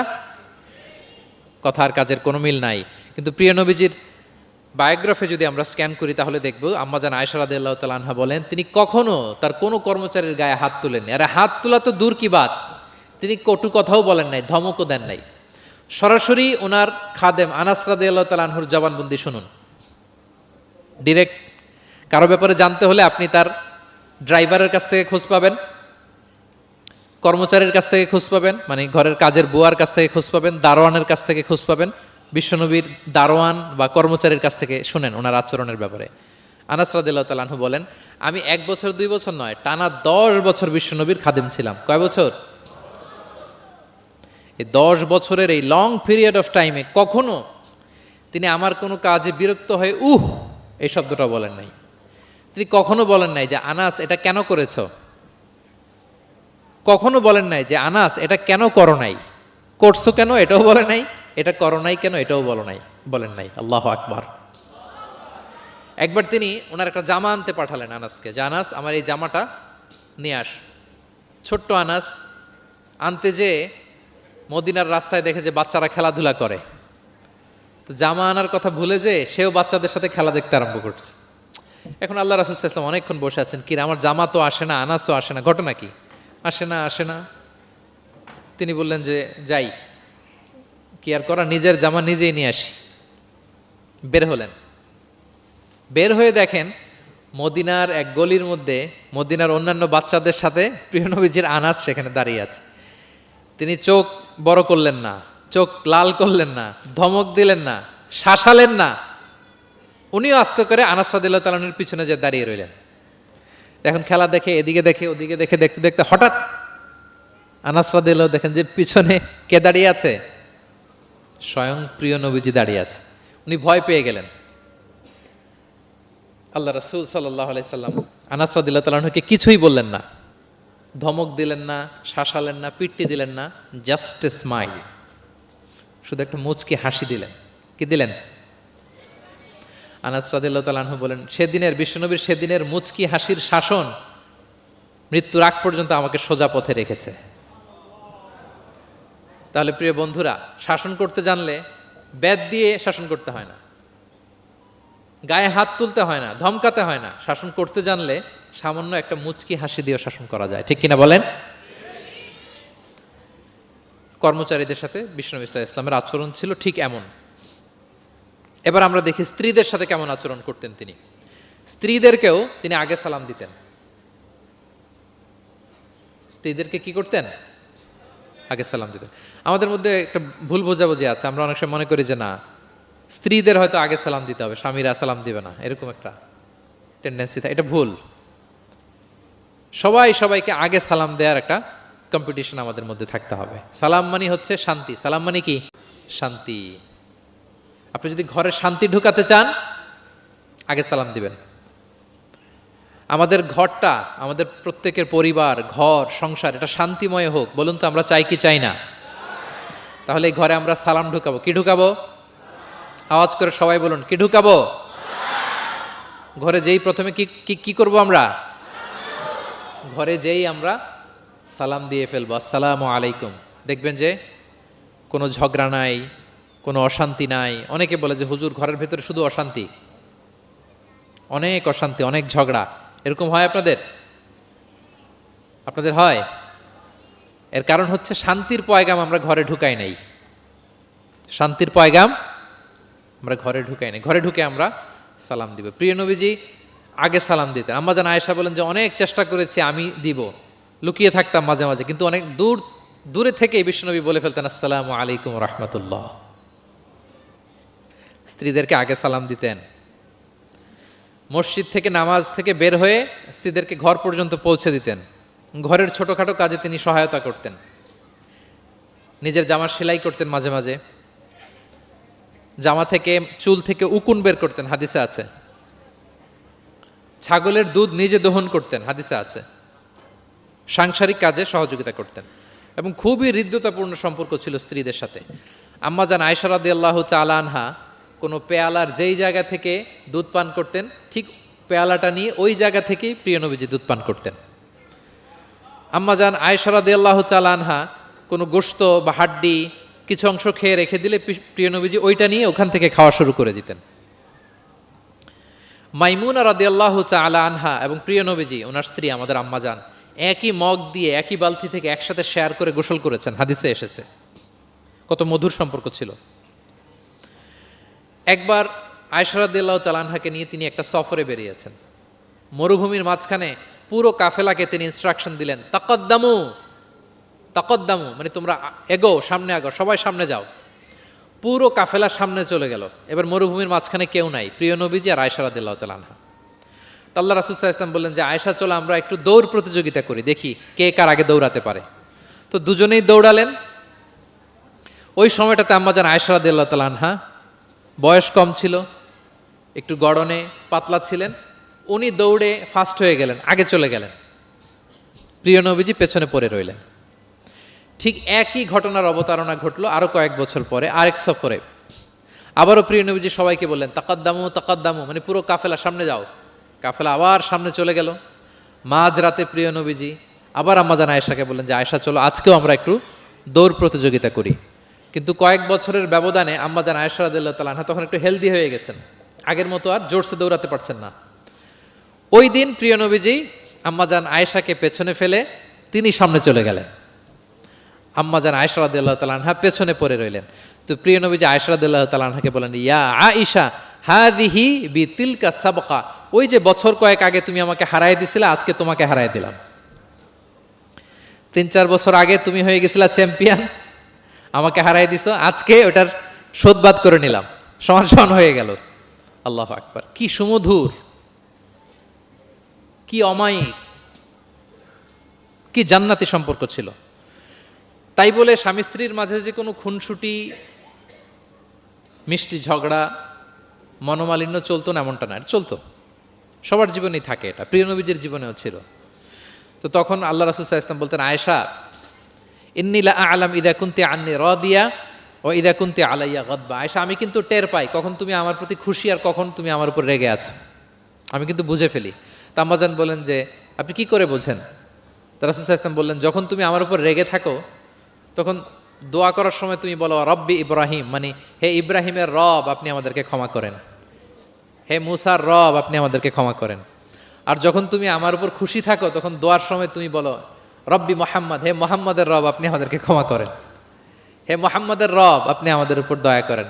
মানে তুমি যখন রেগে থাকো তুমি ইচ্ছে করে আমার নামটা মুখে নিতে চাও না। আমি কিন্তু বুঝে ফেলি। আম্মা জান আয়েশা বলেন, ইয়া রাসূলুল্লাহ মা আহজুরু ইল্লা ইসমাক, আমি তো শুধু আপনার নামটাই বাদ দেই, মুখ থেকেই বাদ দেই, কিন্তু আমার হৃদয় থেকে তো কখনোই আপনাকে সরাতে পারি না। হৃদয়ে সবসময় আপনি থাকেন ইয়া রাসূলুল্লাহ। তাহলে প্রিয় বন্ধুরা, স্ত্রীদের সাথে, ওনার তো অনেকগুলো স্ত্রী ছিল, এই স্ত্রীদের সাথে ওনার কেমন আচরণ ছিল আমরা বুঝতে পারলাম। এবার আমরা একটু দেখি যে প্রতিবেশীদের সাথে প্রিয় নবীজির আচরণ কেমন ছিল। আপনারা বোরিং হচ্ছেন না তো? আরো কয়েক মিনিট শুনবেন ইনশাআল্লাহ, ইনশাআল্লাহ। আরো 1 ঘন্টা? আচ্ছা, প্রতিবেশীর সাথে প্রিয় নবীজির আচরণ কেমন ছিল আমরা শুনি। আল্লাহ রাসূল সাল্লাল্লাহু আলাইহি ওয়াসাল্লাম সবসময় প্রতিবেশীদের সাথে অত্যন্ত ভালো আচরণ করতেন। তিনি বলতেন, মান কানা ইউমিনু বিল্লাহি ওয়াল ইয়াউমিল আখির ফালইউকরিম জারাহ, যে আল্লাহ বিশ্বাস করে এবং আখিরাতে বিশ্বাস করে সে যেন প্রতিবেশীর সাথে ভালো আচরণ করে, প্রতিবেশীকে যেন সম্মান করে। এবং আবু যার গিফারি রাদিয়াল্লাহু তাআলা আনহুকে তিনি বলতেন যে, আবু যার তুমি যদি মারাক রান্না করো, মানে ঝোল, আমরা নেহারি খাই না গরুর পায়া দিয়ে, গরুর পায়া দিয়ে যে ঝোল রান্না করে এটাকে কি বলেন আপনারা? নেহারি। তো তিনি বললেন যে আবু যার যখন নেহারি রান্না করবে, ঝোল জাতীয় কিছু রান্না করবে, পানি একটু বেশি দিও যাতে তোমার প্রতিবেশীর সাথে তুমি শেয়ার করতে পারো। প্রতিবেশীর ব্যাপারে কতটা কনসার্ন ছিলেন তিনি। এবং তিনি বলতেন, লাইসাল মুমিন আল্লাযী ইয়াশবা ওয়া জারুহু জাইউন ইলা যামবি, সে ব্যক্তি মুমিন নয় যে নিজে পেট পুরে খায় কিন্তু তার প্রতিবেশীরা অভুক্ত থাকে, না খেয়ে থাকে। সে ব্যক্তি কখনো প্রকৃত মুমিন হতে পারে না। এবং মজার ব্যাপার হচ্ছে, ভালো আচরণের জন্য, সদাচরণের জন্য প্রতিবেশী মুসলিম হওয়া আবশ্যক নয়। আই রিপিট, আমি আবারও বলছি, ব্যাপারটা এমন না যে আমার মুসলিম প্রতিবেশী আমি ভালো আচরণ করব, আমার হয়তো বৌদ্ধ প্রতিবেশী বা হিন্দু প্রতিবেশী, এজন্য ওদের সাথে আমি ভালো আচরণ করব না। ব্যাপারটা কি এমন না? নেইবরের ক্ষেত্রে মুসলিম হোক অমুসলিম হোক, প্রতিবেশী হলেই তার সাথে আমাদের ভালো আচরণ করতে হবে। বিশ্বনবীর এক ইহুদি প্রতিবেশী ছিল, ইহুদি। তো সে প্রতিবেশীর ছোট্ট একটা ইহুদি সন্তান ছিল, প্রায় বিশ্বনবীর কাছে এসে প্রিয় নবীজির টুকিটাকি কাজ করে দিতেন। তো হঠাৎ অনেক দিন হয়ে গেল ইহুদি ছেলেটা আসে না, তার কোনো দেখা নেই। প্রিয় নবীজি ভাবলেন হয়তো কোনো সমস্যা হয়েছে, তাকে দেখে আসে। তার বাড়িতে যেয়ে দেখলেন যে ছেলে বড্ড অসুস্থ, প্রচণ্ড অসুস্থ হয়ে কাতরাচ্ছে, বিছানায় শুয়ে আছে। রাসূল সাল্লাল্লাহু আলাইহি ওয়াসাল্লাম তার পাশে বসলেন, তার মাথায় হাত বুলিয়ে দিলেন এবং ইহুদি ছেলেটার দিকে তাকিয়ে বললেন, আসলিম, অর্থাৎ তুমি ইসলাম ধর্ম গ্রহণ করো। দেখেন প্রিয় নবীজির স্ট্র্যাটেজি দেখেন। এই ছেলের সাথে অনেক দেখা হয়েছে, প্রিয় নবীজির বাসায় এসেছে, কাজ করে দিয়েছে, কিন্তু এই ইহুদির বাচ্চাটাকে কখনো দিনের দাওয়াত তিনি দেন নাই। কেন? কারণ তিনি একটা ভালো সময়ের অপেক্ষা করতেছিলেন। তিনি দেখলেন যে this is the right time to give দাওয়া, এখনই সুন্দর সময়, কারণ সে অসুস্থ অবস্থা, একের মুমূর্ষ কাতর, এখন দাওয়াত দিলে এটা কাজে লাগবে। তিনি বললেন, আসলিম, ইসলাম ধর্ম গ্রহণ করো। তো পাশেই তার ইহুদি বাবা দাঁড়িয়েছিল। ফানাযারা ইলা ওয়াজহি আবি, এটা বলার সাথে সাথে ইহুদি ছেলেটা বাবার দিকে তাকালো যে দেখি বাবা কি বলে। তার বাবা, ইহুদি বাবা বলতে আরম্ভ করলো, আতি আবুল কাসেম, মানে আবুল কাসেম যা বলে তুমি তাই শোনো। প্রিয় নবীজির প্রথম সন্তান হচ্ছে কাসিম। আমাদের দেশে হয় না যে বড় মেয়ের নাম ধরেন যে সুমাইয়া, তো বলে যায় সুমাইয়ার বাবা, সুমাইয়ার বাবা বলে না? বা ধরেন যে ছেলের নাম, বড় ছেলে আব্দুল্লাহ, বলে যায় আব্দুল্লাহর বাবা কোথায়? তো আরবেও এই প্রচলনটা ছিল। রাসূল সাল্লাল্লাহু আলাইহি ওয়াসাল্লামের প্রথম সন্তানের নাম ছিল কাসিম, তো ফলে ওনাকে ডাকা হতো কাসিমের বাবা তখন পর্যন্ত, আবুল কাসেম, আবুল কাসেম। ইহুদি বলে, ছেলেটাকে বলে আতি আবুল কাসেম, মানে আবুল কাসেম যা বলে তাই শোনো। এবার রাসূল সাল্লাল্লাহু আলাইহি ওয়াসাল্লাম দেখলেন যে এখনই তো সুযোগ, তিনি পড়তে আরম্ভ করলেন যে তুমি আমার সাথে সাথে পড়ো। এবার ছেলেটা পড়তে আরম্ভ করলো, আশহাদু আল্লাহ ইলাহা ইল্লাল্লাহ ওয়া আশহাদু আন্না মুহাম্মাদান আবদুহু ওয়া রাসূলুহু। রাসূল সাল্লাল্লাহু আলাইহি ওয়াসাল্লাম বের হয়ে আসলেন আর পড়তে আরম্ভ করলেন, আলহামদুলিল্লাহিল্লাযী আনকাযাহু মিনান নার, প্রশংসা সে আল্লাহর যে আল্লাহ তাআলা যে কিছুক্ষণ আগে জাহান্নামের পথযাত্রী ছিল তাকে শাহাদাতের মাধ্যমে মুহূর্তেই জান্নাতি বানিয়ে দিলেন। মুহূর্তেই এই ইহুদি ছেলেটাকে জান্নাতে বানিয়ে দিল কে? দেখেন প্রতিবেশীর সাথে প্রিয় নবীজির কেমন আচরণ, সবসময় প্রতিবেশীর খোঁজ রাখতেন। সো আমরা আমাদের আশেপাশে যারা আছে একটু যেন খোঁজ রাখি। এখন তো এই যে অ্যাপার্টমেন্ট কালচারে কে প্রতিবেশী কার দরজা খোলা, কে কোন দিকে থাকে আমরা জানিই না, কিন্তু সুযোগ হলে আমার আশেপাশে যারা আছে আমরা যেন একটু খোঁজ রাখি, সুস্থ আছে কিনা, তাদের কোনো ধরনের সমস্যা হচ্ছে কিনা, কোনোভাবে আমি তাদের কাজে লাগতে পারি কিনা, ফিনান্সিয়ালি সাপোর্ট অথবা পরামর্শ দিয়ে হলেও আমরা যেন তাদেরকে সাপোর্ট করি। তাহলে প্রতিবেশীর সাথে প্রিয় নবীজির বিহেভিয়ার কেমন ছিল আমরা জেনে গেলাম। এবার আমরা জানবো যুদ্ধবন্দীদের সাথে প্রিয় নবীজির কেমন আচরণ ছিল। POW, prisoner of war. আমরা তো আবু গারিব কারাবারের কথা শুনেছি, আবু গারিব শুনেছি না? গুয়ান্তানামো বে, আয়নাঘর, এটা তো সবাই শুনেছি। আয়নাঘরের নাম শোনেন নাই? কি ধরনের নির্যাতন হয়েছে সেখানে, যারা বেরিয়ে আসছে তাদের কথা যখন আমরা শুনেছি আমাদের গা শিউরে উঠেছে। যুগে যুগে যুদ্ধবন্দীদের সাথে মানুষ কেমন আচরণ করত। আয়নাঘরেরা তো আর যুদ্ধবন্দী না, এটা তো এদেশের স্বাধীন নাগরিকদের উপর জুলুম করা হয়েছে, অপারেশন চালানো হয়েছে। তো যুদ্ধবন্দীদের সাথে প্রিয় নবীজির আচরণ কেমন ছিল আমরা যদি একটু দেখি, কম্পেয়ার টু এই আবু গারিব, গুয়ান্তানামো বে, এই সমস্ত আয়নাঘরের যে ইনসিডেন্ট আমাদের সামনে আছে, এটাকে একটু সামনে রেখে যদি দেখি যে যুদ্ধে যদি কেউ বন্দী হতো প্রিয় নবীজির হাতে উনি কি আচরণ করতেন। আমরা যদি বদরের যুদ্ধ শেষে যারা বন্দী হয়েছে তাদের ঘটনা দেখি, দেখব যে প্রিয় নবীজি সাহাবীদের মাঝে তাদেরকে ভাগ করে দিয়েছেন এবং সব সাহাবীদেরকে এই যুদ্ধবন্দীদের সাথে ভালো আচরণের নির্দেশ দিয়েছেন। সাহাবারাও এই নির্দেশনা অক্ষরে অক্ষরে পালন করেছে। তারা তুলনামূলক কম দামি খাবারটা খেয়ে যুদ্ধবন্দীদেরকে দামি খাবারটা খাইয়েছেন। সুবহানাল্লাহ বিহামদি। একটা ছোট্ট ঘটনা শেয়ার করলে বুঝতে পারবেন যে প্রিয় নবীজি যুদ্ধবন্দীদের সাথে কেমন আচরণ করতেন। সুমামা ইবনে উসাল রাদিয়াল্লাহু তাআলা আনহু, উনি ইয়ামামার অধিবাসী ছিলেন। আল্লাহ রাসূল সাল্লাল্লাহু আলাইহি সাল্লামকে অ্যাসাসিনেট করার জন্য, মানে গোপনে হত্যার জন্য তিনি মদিনায় এসে সাহাবীদের হাতে ধরা পড়েন। সাহাবীরা ওনাকে মসজিদে নববীর পিলারের সাথে রশি দিয়ে বেঁধে রাখেন এবং প্রিয় নবীজির কাছে তথ্যটি পৌঁছান যে ইয়া রাসূলুল্লাহ আপনাকে হত্যা করতে এসেছিল, আমরা তাকে ধরেছি, মসজিদে নবীর পিলারে বেঁধেছি। রাসূল সাল্লাল্লাহু আলাইহি ওয়াসাল্লাম তার কাছে গেলেন, তার খোঁজ খবর নিলেন, ইসলামের বিভিন্ন সুন্দর সুন্দর কথা, দ্য বিউটি অফ ইসলাম তার সামনে তুলে ধরলেন এবং সাহাবাদেরকে বললেন যে তাকে ভালো ভালো খাবার দাও। বাড়িতে এসে বললেন রুটি বানাও, জব দিয়ে রুটি বানিয়ে সুমামার জন্য পাঠাও। সুমামা প্রথমে রুটি খেলো। এরপরের দিন এক সাহাবীকে বললেন যে তুমি ওটের দুধ দহন করে গরম গরম দুধ তার জন্য নিয়ে যাও। এরপরের দিন সে দুধ খেলো। এভাবে প্রিয় নবীজি প্রতিদিন তার সাথে দেখা করেন এবং ইসলামের সুন্দর সুন্দর কথাগুলো তাকে শোনান। সুমামা তো অবাক যে তোমরা যুদ্ধবন্দীদের সাথে এমন আচরণ করো। সুমামা রীতিমতো অবাক যে জামাই আদর চলতেছে টানা 3 দিন। আর রাসূল সাল্লাল্লাহু আলাইহি ওয়াসাল্লামের কাছে যখন ইসলামের বিভিন্ন বিষয়গুলো সে শুনতে শুনতে অবাক হয়ে ইসলামের প্রতি তিনি আকৃষ্ট হতে লাগলেন। টানা 3 দিন তাকে যখন প্রিয় নবীজি দাওয়াত দিলেন, আপ্যায়ন করলেন, 3 দিন পরে প্রিয় নবীজি সাহাবীদেরকে বললেন যাও এবার মসজিদে নববীর ওখানে যে সুমামার দেহ থেকে রশিটা খুলে দাও। সাহাবারা বললেন ইয়া রাসূলুল্লাহ সে ভয়ঙ্কর খুনি, সে অত্যন্ত ভয়ঙ্কর, আপনি তাকে চিনেন না। প্রিয় নবীজি বললেন আমি যা বললাম তাই করো, যাও তার রশিটা খুলে দাও। সাহাবারা যে এবার সুমামার রশিটা খুলে দিল। সুমামা তখন মসজিদ থেকে বের হয়ে মসজিদে নববীর পাশে একটা কুয়া ছিল, ওই কুয়ার ওখানে যে গোসল করলেন, গোসল করে অজু করে আসলেন, এসে মসজিদে নবীর সামনে দাঁড়িয়ে সাক্ষ্য দিলেন আশহাদু আল্লাহ ইলাহা ইল্লাল্লাহ ওয়া আশহাদু আন্না মুহাম্মাদান আবদুহু ওয়া রাসূলুহু। এবার তিনি বললেন হে আল্লাহর রাসূল আমি সাক্ষ্য দিচ্ছি আল্লাহ ছাড়া কোনো ইলাহ নেই এবং আপনি আল্লাহর প্রেরিত রাসূল। তিনি বললেন হে মুহাম্মদ এতদিন আপনার চাইতে কোনো অপ্রিয় চেহারা আমার কাছে ছিল না, সবচেয়ে অপছন্দ করতাম আপনাকে, কিন্তু এই মুহূর্তে থেকে আপনার চাইতে কোনো প্রিয় ব্যক্তিত্ব আমার জীবনে আর নাই। হে মুহাম্মদ মদিনার চাইতে নিকৃষ্ট কোনো স্থান আমার কাছে ছিল না, কিন্তু আজ থেকে মদিনার চাইতে পবিত্র কোনো জায়গা আমার কলিজায় নাই। হে মুহাম্মদ আজ পর্যন্ত ইসলামের চাইতে অপছন্দনীয় কোনো ধর্ম আমার কাছে ছিল না, কিন্তু এই মুহূর্ত থেকে ইসলামের চাইতে কোনো প্রিয় ধর্ম আমার কাছে নাই। আল্লাহু আকবার, আল্লাহু আকবার। যুদ্ধবন্দীদের সাথে বিষ্ণু ইসলাম কেমন আচরণ করেছেন? ঘোর শত্রু প্রিয় নবীজির ফলোয়ারে পরিণত হয়েছে, পরম বন্ধুতে পরিণত হয়েছে। সম্মানিত সুধী, এটা ছিল বিষ্ণু ইসলামের আচরণ যুদ্ধবন্দীদের সাথে।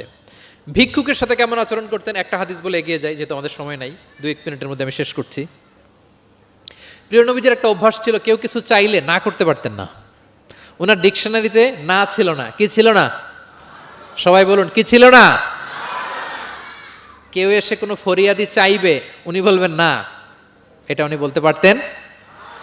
একবার ওনার কাছে মাত্র একটা জামা। কয়টা জামা? মাত্র একটা জামা। এক ফরিয়াদি এসে বললেন, ইয়া রাসূলুল্লাহ আমাকে একটা জামা দেন। তো উনি তো না করতে পারেন না, ওইটাই খুলে দিয়ে দিলেন। এবার তো উনি পড়তেও পারেন না জামা, বাইরেও বেরোতে পারেন না, খালি গায়ে কি করবেন? আল্লাহ আয়াত নাজিল করলেন, ওয়াল্লাযীনা ইযা আনফাকু লাম ইউসরিফু ওয়া লাম ইয়াকতুরু ওয়া কানা বাইনা যালিকা কওয়ামা। এর অর্থ হচ্ছে যারা দান করে, দান হওয়া উচিত এমন, কৃপণতাও করবে না আবার অতিমাত্রাও করবে না, মাঝামাঝি। তো বুঝাতে চাইলেন নবী, জামা যদি দুটো থাকতো তো একটা দিতেন, ছিল কয়টা? এটাই যে দিয়ে দিয়েছেন, এখন আপনি গায়ে রাখবেন কোনটা? আল্লাহু আকবার। কি রহমতের নবী, কি মায়ার নবী ছিলেন, না বলতে জানতেন না।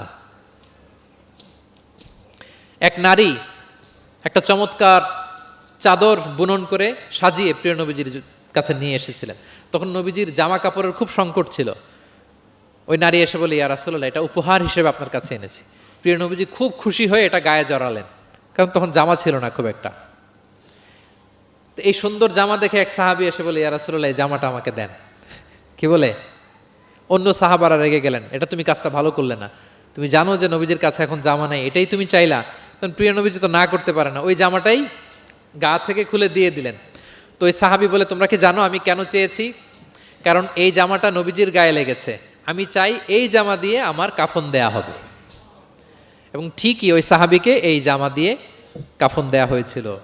ভিক্ষুকের সাথে কেমন আচরণ? একবার তিনি চাদর পরিহিত অবস্থায় রাস্তা দিয়ে হাঁটছিলেন, এক ভিক্ষুক এসে ওনার গায়ের চাদর ধরে এমন জোরে টান মারলেন, গলিদুল হাসিয়া, ওই চাদরের এই পাশে ডিজাইন করা ছিল, প্রিয় নবীজির ঘাড়ের এদিকে চামড়ায় দাগ পড়ে গেল, তিনি ব্যথা পেলেন এবং বললেন, ইয়া মুহাম্মদ মুরলি মিন মালিল্লাহ, দাও, কোষাগারে কি আছে ওখান থেকে আমার কিছু দাও।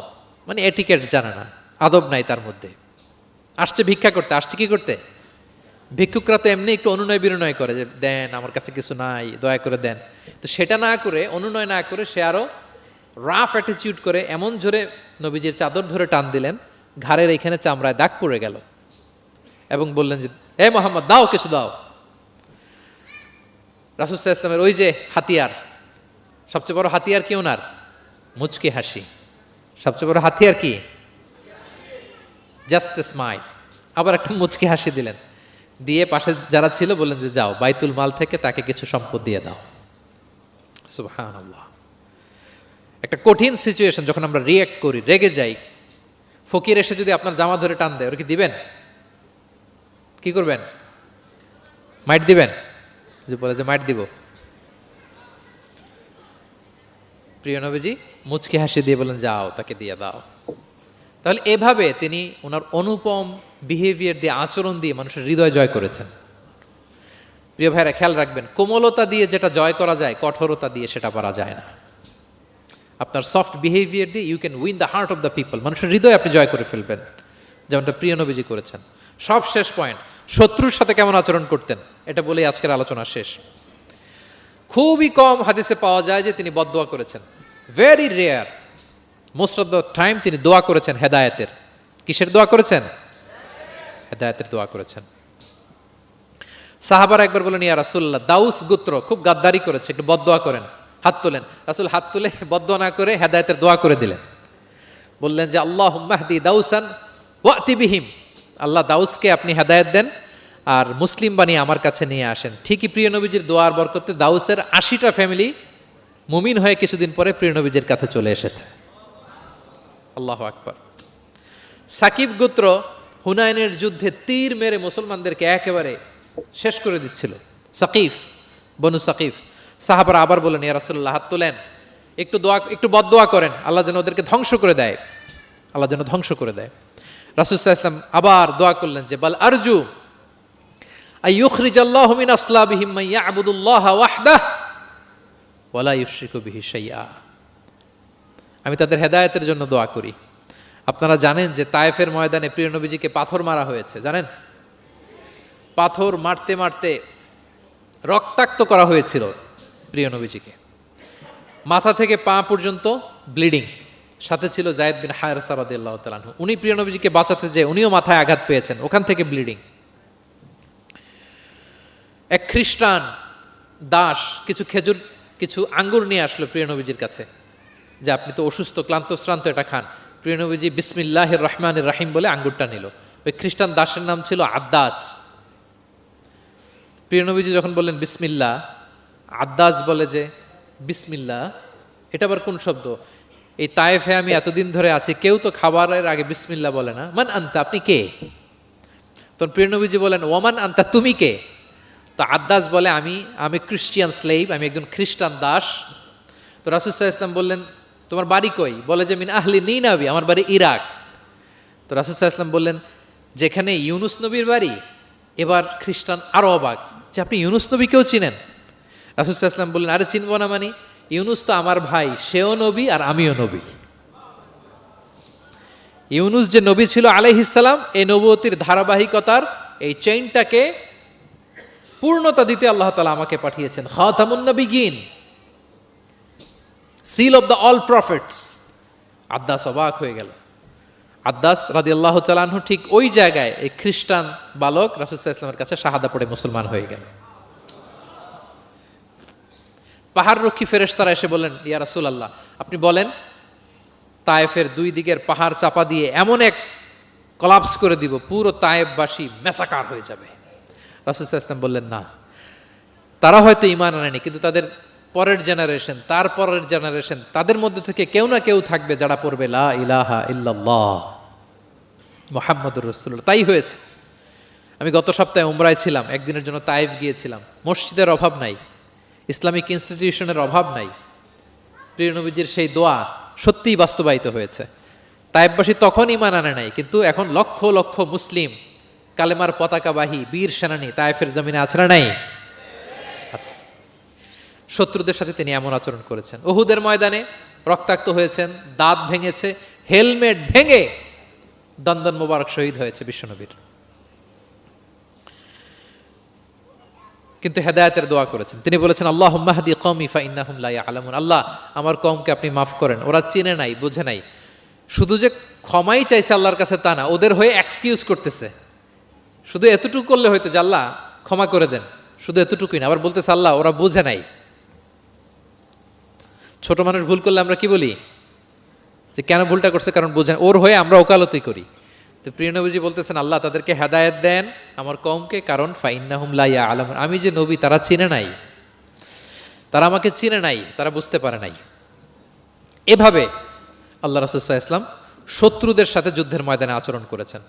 যুদ্ধের ময়দানে প্রিয় নবীজির কঠোর নির্দেশনা ছিল খবরদার কোনো নারীর গায়ে হাত তুলবে না, শিশুর গায়ে হাত তুলবে না, কোনো বিধর্মী পাদ্রীর গায়ে হাত তুলবে না। যুদ্ধ থেকে বিরত আছে, নিউট্রাল এমন কোনো মানুষের গায়ে হাত তুলবে না। আত্মসমর্পণ করে তোমাদের কাছে সিকিউরিটি চাচ্ছে, আত্মসমর্পণ করেছে, নিরাপত্তা চাচ্ছে, তাদের গায়ে হাত তুলবে না। ওই এলাকার গবাদি পশুর গায়ে হাত তুলবে না, কৃষিজ পণ্যকে ডেস্ট্রয় করবে না। যুদ্ধের ময়দানে এই নির্দেশনাগুলো বিষ্ণু ইসা ইসলাম দিয়েছেন, এবং এগুলোর কারণেই শত্রুরাও বিষ্ণু ইসা ইসলামের বন্ধুতে পরিণত হয়েছেন। আমরা জানি যে এলাকায় থাকতে দেয় নাই, তায়েফে গিয়েছে থাকতে দেয় নাই, আত্মীয় স্বজন সহ mental torture, physical torture and what not, কি করে নাই কোরাইশরা। সেই কোরাইশদের কাছে যখন অষ্টম হিজরিতে বিজয়ীর বেশে তিনি গেলেন, থার থার করে কাঁপতেছিল কোরাইশরা যে হায় রে, আজকে তো গত এই কয়েক যুগের প্রতিশোধ মোহাম্মদ নিবে, রক্তের বন্যা বইয়ে দিবে আজকে মক্কায়। কিন্তু সবার দিকে তাকিয়ে বিশ্বনবী কি বললেন? লা তাসরিবা আলাইকুমুল ইয়াউম ইযহাবু ফাআনতুমুত তালাকা, যাও আজকে ক্ষমা করে দিলাম। ভাই ভাইয়ের সাথে যে আচরণ করবে আজকে আমি তোমাদের সাথে ওই আচরণ করলাম। সুবহানাল্লাহ বিহামদি। This was the character and behaviour of the last messenger Muhammad সাল্লাল্লাহু আলাইহি ওয়াসাল্লাম। সম্মানিত সুধী, তাহলে আমরা যেটা বুঝলাম, কোমল আচরণ দিয়ে আপনি যা অর্জন করতে পারবেন, কঠোর আচরণ দিয়ে, রূঢ় আচরণ দিয়ে, খারাপ ব্যবহার দিয়ে পারবেন? সবাই বলেন তো পারবেন? ব্যক্তি তার সুন্দর আচরণ দিয়ে খুব সহজেই অন্যের মাঝে প্রভাব বিস্তার করতে পারে। আমরা দেখেছি যে প্রিয় নবী শিশুদের সাথে, নারীদের সাথে, বন্ধুর সাথে, শত্রুর সাথে অমায়িক আচরণ করেছেন। এক্সাম্পলারি বিহেভিয়ার, অমায়িক আচরণ। আমরা যেন সেই আচরণের অধিকারী হতে পারি, আমরা যেন সেই ব্যবহারের অধিকারী হতে পারি। প্রিয় নবীজি যেমনি তার কোমল আচরণ দিয়ে মার্জিত, পরিশীলিত, অমায়িক, মাধুর্যপূর্ণ আচরণ দিয়ে মানব মণ্ডলীর হৃদয় জয় করেছেন, আমরাও যেন আমাদের আচরণকে সেভাবে পরিশীলিত করতে পারি। আল্লাহ তাআলা আমাদের সবাইকে কথাগুলো বোঝার ও আমল করার তৌফিক দান করুক।